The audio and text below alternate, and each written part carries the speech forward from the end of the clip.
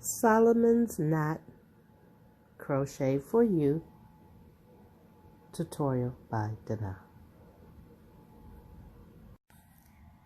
Hello. Well, today I'm not feeling my cutest, so I decided to use one of my favorite emojis, and we're going to get started with the Solomon's Knot. So I'm going to use a light colored yarn. I'm going to make just one chain foundation, and then I'm going to start the Solomon knot stitch. Now you can make your band 2, 3, 4, 5, 6, 10 rows if you like, but for this tutorial I'm just going to use one row, foundation row, and start the Solomon's knot. Let's have fun. So the first thing we want to do is I'm going to start a chain. And your chain, the last one I made, my chain was 160. And so like I said, for tutorial purposes, I'm not going to do that many. I'm going to do a small one. So let's see what 50 looks like, okay? And while I'm doing that, I'm always getting rid of my tail in my work. All right?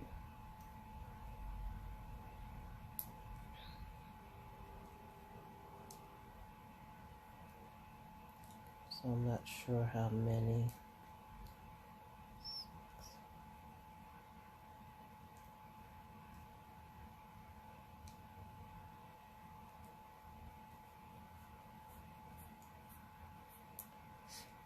15, 20, 25, 30,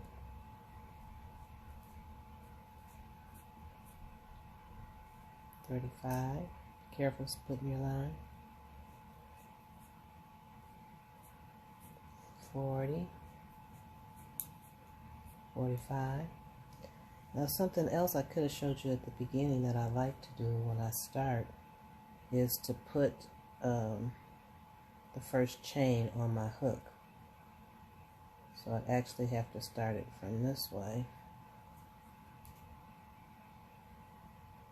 from the front to the back. And I always try to get 2 loops when I do that. And then continue on crocheting. What was that, 45, 46, 47, 48, 49, 50, I think. And 1 extra. Alright, and then I take that and then I just pull it through. And it should come out perfect for me. Alright, and because I like to work from the back stitch, I'm going to do a chain 1. And I'm going to do you can do a single or a double all the way around. I'm going to work a half double around. And see that little bump right there? I'm going to pick up that bump with my nail.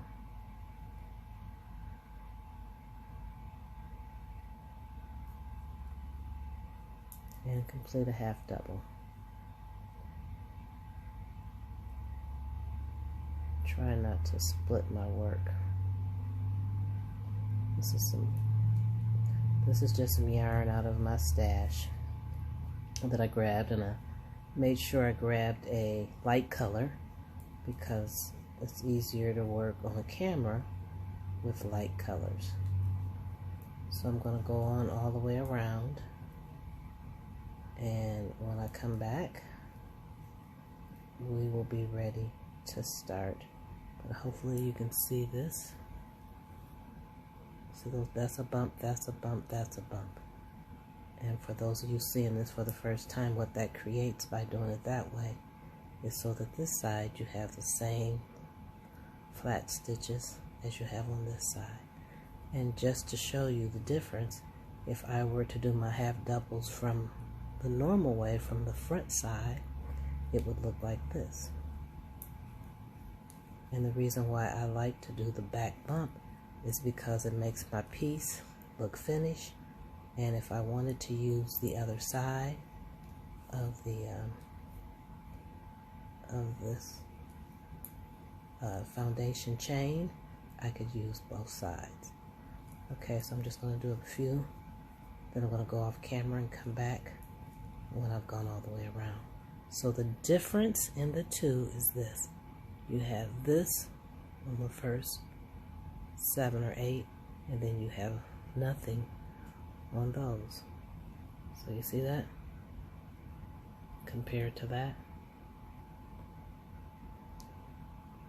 It's a great technique.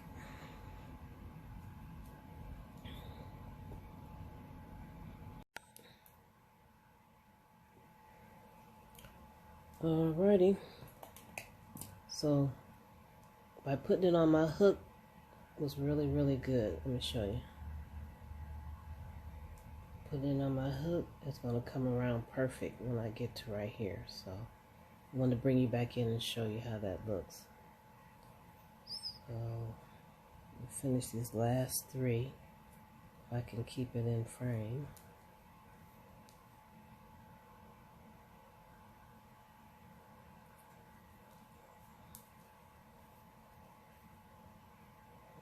Don't stay.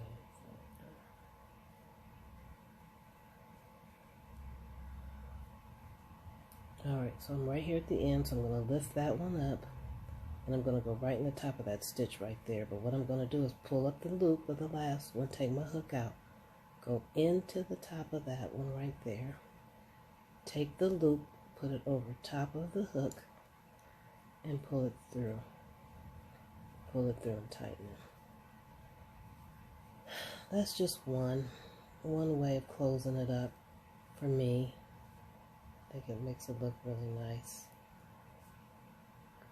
I don't like seeing seams, so I'm going to start. I'm going to chain 1 just because I'm just getting ready to start,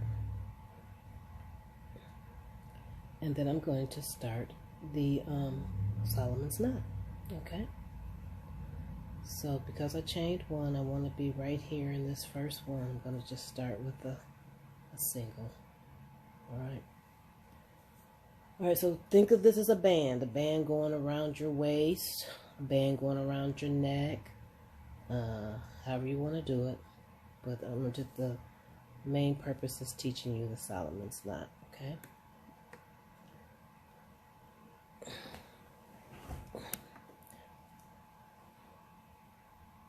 So it's going to be all in your tension. Alright. The hook size I'm using here is a J. So what I'm going to do is take I call these my popping fingers. So I hold on to my work right there in the middle with my popping fingers, and I pull up a loop. Nice size loop. Or I can do a smaller loop if I like. I'm going to do about a medium loop.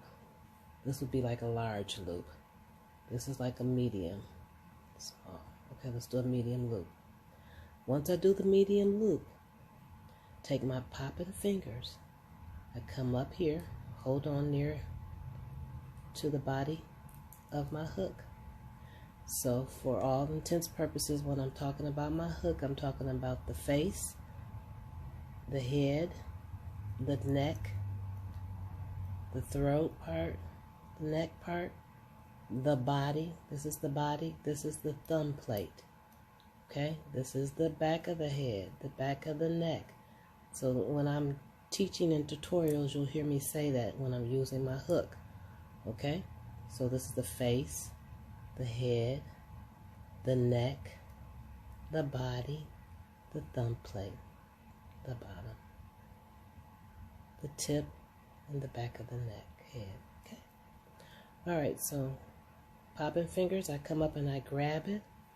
I yarn over and pull it through. Okay, there's a slight opening there. And what I'm going to do with that slight opening, I'm going to go into it with the back head of my hook. So, and I'm going to hold it with my pointer. I'm going to go into that space, pull up a loop, I'm going to readjust all of my hand, my pointer and these two, yarn over it with a single and pull it through. That's half of your Solomon's knot. I have done some pieces with just the half of the Solomon's knot as a pattern. I'm going to show you the full Solomon's knot. So again, I'm going to take my popping fingers, hold on to the knot, pull up a medium size loop, yarn over, pull through. I'm going to readjust because I want to have that opening a little bit, and I'm going to go into that opening, pull up a loop, and finish off the single. Okay, so the second one's just a little different than the first one, but that's a Solomon's knot. So depending on how wide the Solomon's knot is, sometimes I'll go over and kind of adjust how big I want it. So with this one, I'm going to skip 2 stitches in the middle, and I'm going to go into the 3rd stitch. That's kind of effect I want. If not, I could go over to a 3rd one. Okay? So what I'm going to do is I'm going to skip 1, 2, and I'm going to go into the 3rd stitch with a single crochet to lock it in. Okay? So we're going to do it again. So the next one, I'm going to grab the knot. I'm going to pull up a medium size loop. I'm going to, I kind of put my hands up here a little closer, yarn over, pull it through, and when I do that, it leaves that space right there for me. Let me show you again. When I pull up a loop, and then I grab to hold that loop into position there, and yarn over, it leaves a space for me. And with that space, I go into the space, pull up a loop, readjust with this finger and these two, and follow through with a single. I pull up a loop to finish this off, go up, pull through into that space, pull up, finish off the single, skip 1, 2, go into the 3rd one with a single, and there's my second loop. Now if that hole is too big for you, then your loops need to be a little smaller, or use a smaller hook size. This is all gauging. This is all tension and gauging, okay? So I'm using a larger hook size because I'm teaching. But for teaching purposes, I'm going to show you what a smaller hook looks like, okay? Let me see if I can find one right quick.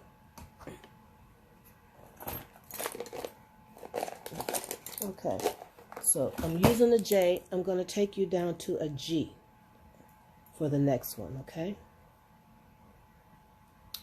So with this G, I'm going to pull up a loop, put my finger in position, pull through that space right there, go into it, pull up a loop, readjust, and drop off the 2. That's one. I'll pull up a little bit more, in, same thing, finish it off. Then I'm going to jump over to 3 and finish with a single. Now, can you see a difference in just the G to the I? From the J to the G? See that? Does that look to you? Smaller. And you can go even smaller. So let me do a few more like this. Pull up a loop into that space that was created. Pull up another loop all in one. Readjust. Pull it through. And drop off 2. I'm skipping 2, going into the 3rd one with a single crochet. Alright, that's a Solomon's knot. Alright, and so I'm going to do, I feel pretty comfortable with the smaller one, so I'm going to stay with the smaller one for now. And I'm going to pull up a loop. Okay, one more time, then I'm going to go off camera and come back. When I pull up a loop, I put my popping fingers, I call these my popping fingers, right near the neck, near the body. Pull up a loop, and when I pull up a loop, there's a space right in there. I want to go in that space with my hook and pull up a loop and have 2 loops on board, yarn over and drop off with that single crochet. In the same motion, I'm just going to pull up another elongate the loop, put my popping fingers close to the body of the, you can still move it, but I'm just kind of closing it in, taking my pointer, yarn over, pull through, and then there's a space right there. And in that space, I'm going to take the head with the face pointing me, pull up a loop, yarn over, drop off 2. Tension is really important with this stitch. Then I'm going to skip over 2 stitches and go into the 3rd one. Alright, and just go right into the next one. I'm going to go all the way around, and when I come back, you'll see how I start the next row. Alright.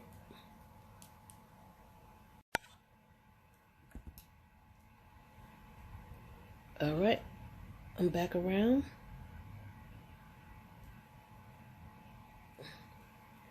And this one, 1, 2, 3, there's 4 stitches left. So what I'm going to do is go into the 3rd one with a single. And then I'm going to do another Solomon's knot. There's 1. There's the 2nd one. And then I'm going to jump right over to the middle. And I'm going to put a single in there. Alright. Now sometimes, depending on where your start and your end is, you might have to put a marker so that you know where your beginning and your end is. So that's always good to do. So I'll go ahead and do that now.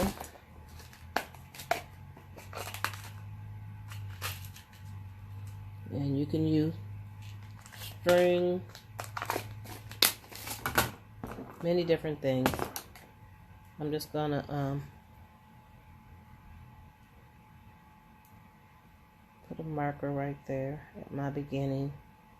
And then as the piece gets bigger, I just move the marker down so I always know where the beginning and the end is.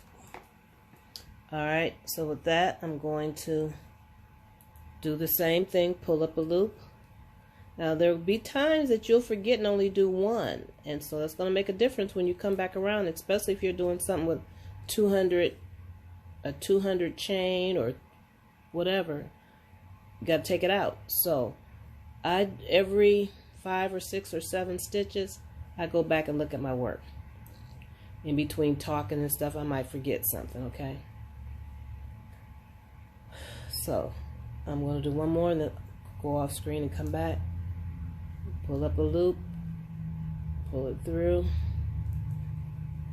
pull up a loop,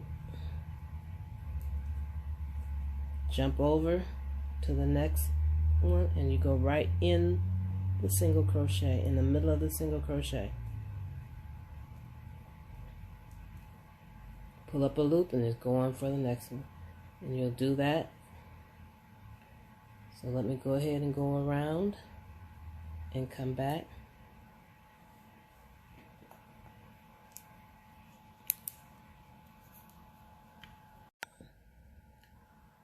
Okay, I'm coming back around. I'm going to show you something. I love when I have mistakes in my work. Well, I'm calling this a mistake, but this may happen to you. Coming back around, here is my marker. So I would do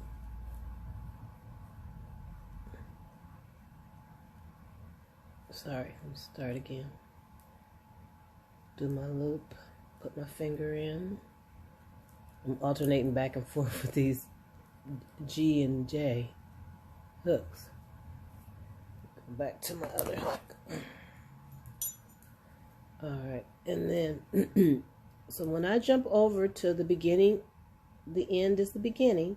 Here's that very first one I started with, okay? So I'm going to go into the single, the middle part, and do a single. Okay, and then I'm going to proceed on to the next one. Jump right on over. But what I want you to see with this is what I don't like. Now, I'm a perfectionist, I guess, but what do you see in that first row? I see a big space, and I don't like that. This is the end and the beginning, and so because I don't like, because there was only one stitch in between here, I started with 51 stitches. I should have done 53 stitches if I had known what my space was going to be, so that it would be perfect all the way around. When I came back, instead of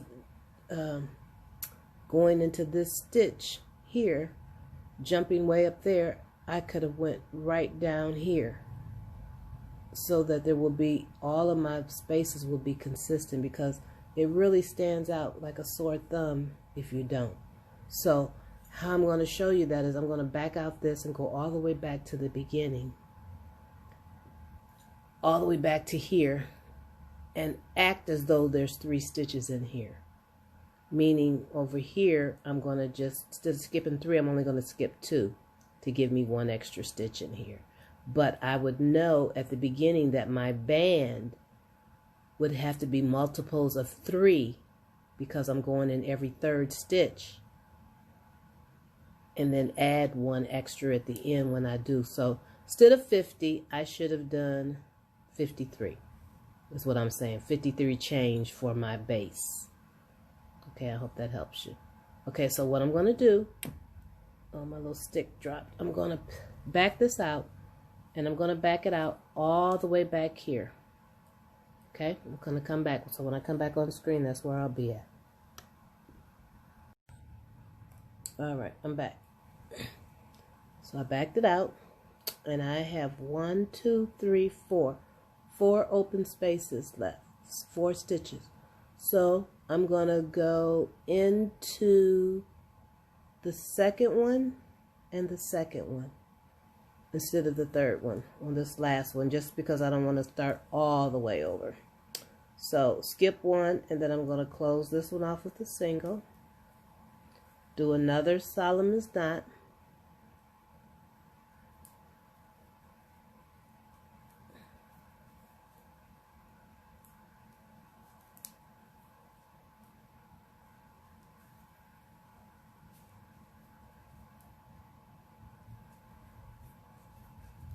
Alright, so there's my beginning and my end. So right in that marker, I'm going to put a single.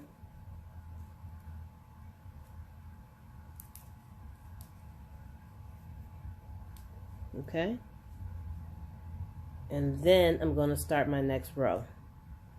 Alright, so I'm going to do another Solomon's knot.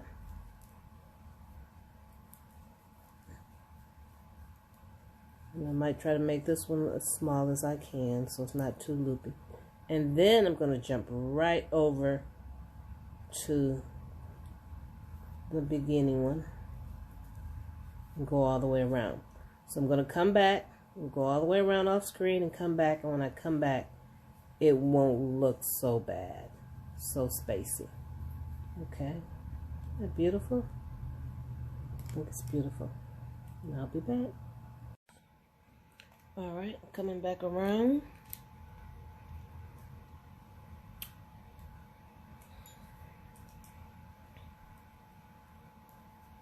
There's my marker, the one before the marker.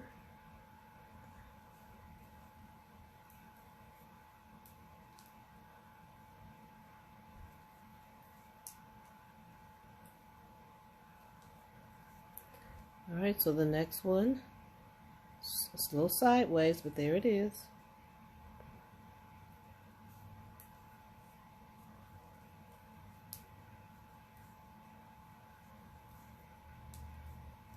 Before you know it, you'll get good. You won't even think about what you're doing. You just do it. Now, at this point, every 4 or 5 rows, what you'll need to do is what I feel is really important with this stitch when you're deciding about ending it or whatever, you want to know where your beginning and your end is, just take and move your marker up every 5 or 6 rows. I'm just going to do it on this 3rd row. There was my beginning, end, beginning. So I'm going to just put a marker there and just continue to move the marker up every 5 or 6 rows. And this also, like if you were making this a poncho top, you could work some sleeves in here. If this was wide enough, you would use your, I normally take my marker, instead of putting it in the back, I start my my seam on the side. Those are in other patterns that I have on here that you can look at how to make sleeves and stuff, but you can use any stitch. So this is really a beautiful, beautiful stitch. So this is your Solomon's knot, and I think you should be pretty happy with it. Okay, and it appears that I found another mistake. See, remember I told you to go back on your work? Okay, well I found a mistake. Look at there. When I was showing you, I just jumped right over to the other one and I didn't pick up that one. So that's going to be very important, that you don't want those kind of holes in your pieces and your 10 rows down. So what I'd have to do here is, and I'm the back out queen. I will take my work out in a minute. Don't have no problem with it. I can have 10, 15 rows and I'll take them out. But here, and I love when I do tutorials if mistakes happen, which will be some of the same mistakes that you'll have. Okay, so what I did was just backed it out, get my hook, and go right in there, keep it moving. That's why it's always good to just look back at your work. Because I'm doing 10 things here. I'm watching TV, I'm putting my stuff down, picking it up, so. And a lot of times we're the only ones that see or notice our mistakes, but mistakes jump out to me really quickly, even when I'm critiquing other people's work or see some things that they did really nicely, and then I see the seams in the work, which throws the eye. So that was the beginning and the end right there. Well, here's the beginning and the end right here. So I want to put my marker in this next one. I'm glad I caught that. Well, I'll be back in this out. I'm not going to use this for anything, but this was just my tutorial. So jump over there. This is the beginning and the end. So I'll put a marker right there, or you'll put a marker in your work and keep it going. So cute. All right. Well, I hope that you enjoyed it. If you have any questions or concerns, leave them in the comment. Always give us a thumbs up, share and subscribe. If there's another tutorial that you'd like me to do, please leave that in the comments and I will more than gladly do that for you. I also have a link in here to my website that we have for yarn, where you can purchase yarn and different notions and things on that site.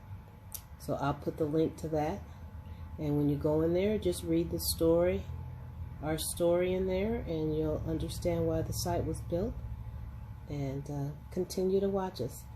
I love, love, love teaching. Be blessed, because you are blessed by the best. And as we have times have changed now, we're going through this coronavirus. I continually am praying for you, as I know that you're praying for me.